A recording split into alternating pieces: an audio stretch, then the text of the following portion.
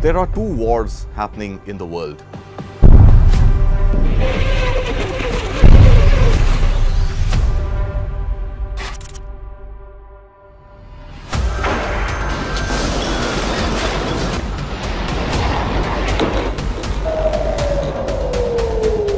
One, of course, is the Russia-Ukraine war, and when that war started last year, we saw energy prices go through the roof. Crude was trading at about $120 per barrel. Now, crude, even though it has marginally reduced to under $90 a barrel, we still find ourselves now in the midst of a second war. And this second war really happening in the oil-producing region of the Middle East.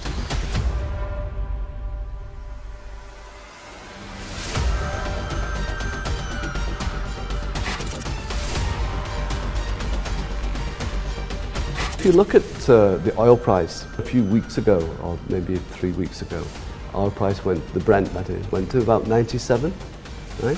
Now today, even with this problem with Israel and Palestine, the price is $85, right? So it hasn't had an impact on the oil price as of now. The maritime element is becoming very important. Your oil, your energy, your undersea cables, your opening a front from the sea. Hezbollah may open another front against Israel, which is what everyone is expecting will happen. Immediate impact of the ongoing conflict? Crude.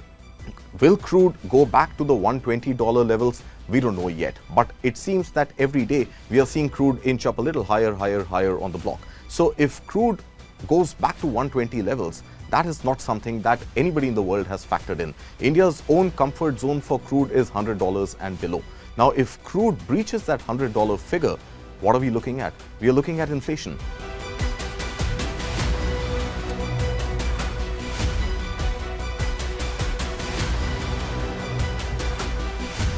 The current war in Israel will add to upward pressure on crude prices temporarily. Much will depend on what happens with respect to Israel versus Iran. If the fighting is restricted to Israel fighting Hamas and Hezbollah, then I think crude prices will gradually settle downwards.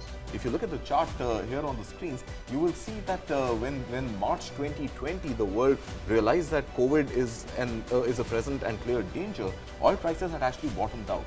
And at that time, there were supply chain shocks due to which there was excessive oil available, for countries to pick up, but countries were unable to pick it up because of the supply chain disruptions. So we had actually seen crude bottom out to about $20 per barrel, and thereafter it has been rising.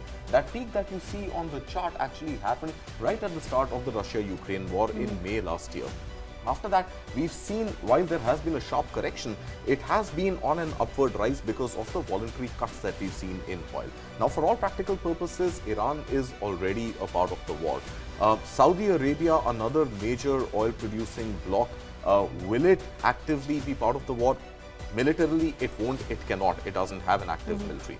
But all oil flowing into Israel, from one side from Iran, from another side from Saudi Arabia, Israel, the ports in Israel being a constant sort of conduit to transport this oil back to Europe.